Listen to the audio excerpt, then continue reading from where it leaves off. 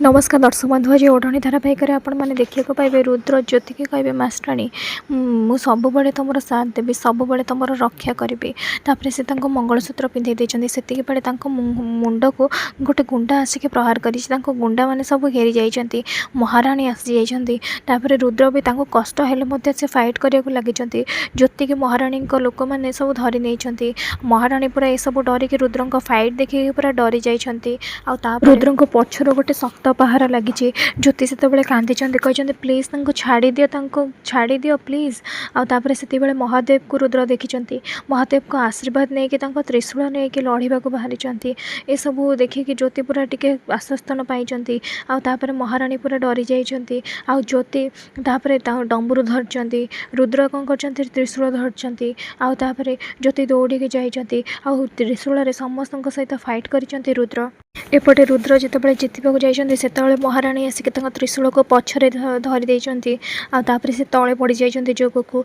रुद्र मारे बस महाराणी कहते मत छाड़ी दियो मुझे जगह छाड़ी चली जी रुद्र कहते तुम जो अन्य मान जीवन नष्ट करुच से तुमको लगुनि आज कहीं निज जीवन भिक मागुच ज्योति से कहते नाई चोरा हबिलदार रुद्र से रही जाइए सेतिक बेले रुद्र सेन्सलेस होकर पड़ जाइए से ज्योति कहते चोरा हबिलदार आखि खोल चोरा हबिलदार मु तुम किसी भी हवाक देवी चोरा हबिलदार उठ जो रुद्र आसपर क्षति देखिए बापा माँ पूरा आश्चर्य कहते सब किए कौन कला किए है से माँ ठाकुराणी कहते व्यस्त हबार किसी दरकार नहीं से एबे पूरा पूरी ठीक अच्छी स्नेहा किंतु ये सब देखिए जेलस फिल कर ज्योति रूम को स्वामी की नहीं जाइए रुद्रंकर केयर नहीं पाखर बसचंती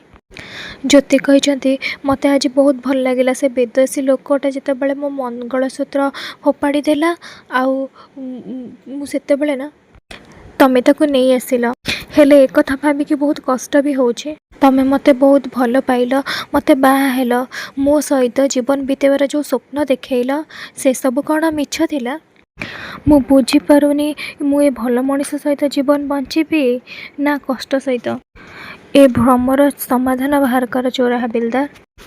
तापर से स्नेहा आसपर स्नेहा कहे बहुत मु शुणी तुम विषय तुम ओढ़णा खोला स्त्री लोक हो निज सिद्धांत और अधिकार पर लड़ हेले मु तो से स्त्री लोक को कहीं कौटी देखिपारुनी जी सिद्धांत रुहे कारण से स्त्री लोक से लोक को केबे भी क्षमा करबनी जी ताकू एते बड़ धोखा देइछि ज्योति रागे के पाखक जाइए तुम चाल को मु भल भाव जानी स्नेहा प्रथमे तुम मत किन्नर बोली सब्यस्त करने को चेष्टा कल आते बड़े तुम प्लान फेल हो गला एबे तुम मत उस्कौच हेले मु तुम सत समस्त सामने को निश्चय आनिबी आ समस्त को जनइबी तुम कौन सब कर स्नेहा कहे मु किछि करेनी ज्योति ज्योति कहे ठीक अच्छे समस्त को प्रमाण मिल तापर जितेबाला स्नेहा का हाथ धरिकी नहीं स्नेहा जाना कहते तुम जब समस्त को ए सत कथा कहीदेव जाच ताले कौन हम तुम्हें उत्तर आधि दबार चाप पड़ो आपर ज्योति देखा लगी ससुर शाशु कथा को भाविया लगी हाथ को ज्योति छाड़ी देती स्नेहा कहे तमें तमें यहीटा आगे चिंता कर कथा तुम शत्रु स्नेहा कहूनी बरं ये चिंता कर तुम शत्रु नुह तुमको स्नेहा कहूँ ये सत आबे तुम चिंता कर यहाँ एबे तुम उत्तर दियो तापर रुद्र से उठी जाइए कहते उत्तर मु दौची ज्योति कहे चोर हबिलदार तुम ठीक अच्छ ना तुम किसी है तो रुद्र कहते प्रथम मत स्नेहा प्रश्नर उत्तर देवाक पड़ो आपर स्नेहा कहते हसिक रुद्र तुम ठीक अच्छ ना आपर रुद्र देखा लगी कहते रूम रु स्नेहा को बाहर कर देती कहते स्वामी स्त्री भितर गोटे तृतीय लोक पशिबा उचित नुह यहाँ हूँ तुम प्रश्नर उत्तर तृतीय लोक पशिया कथा नुह स्नेहा को तापर कष्ट हो मुहर ही कबाट रुद्र बंद कर देती स्नेहा पूरा रागी जाइए एपटे रुद्र आज्योति पाख ज्योति कहे तुमको कौन लगुच तुम स्नेहा को आम रूम रू बाहर करदेल बोली मुझे सब कथा भूली जी ना तुम मत धोखा देच आपर रुद्र से कहते ठीक अच्छे मास्टरानी तुम रागवाटा स्वाभाविक तापर तुम मत शास्ति दे पार ହେଲେ ମୋତେ ଛାଡ଼ିକି ଯାଅନି ମାଷ୍ଟରାଣୀ, ମୋତେ ଛାଡ଼ିକି ଯାଅନି। ପ୍ଲିଜ୍ ମାଷ୍ଟରାଣୀ, ମୋତେ ପଛେ କ୍ଷମା ନ କରିବ ତାହେଲେ ଚଳିବ, ହେଲେ ମୋତେ ଗୋଟେ ସୁଯୋଗ ଦିଅ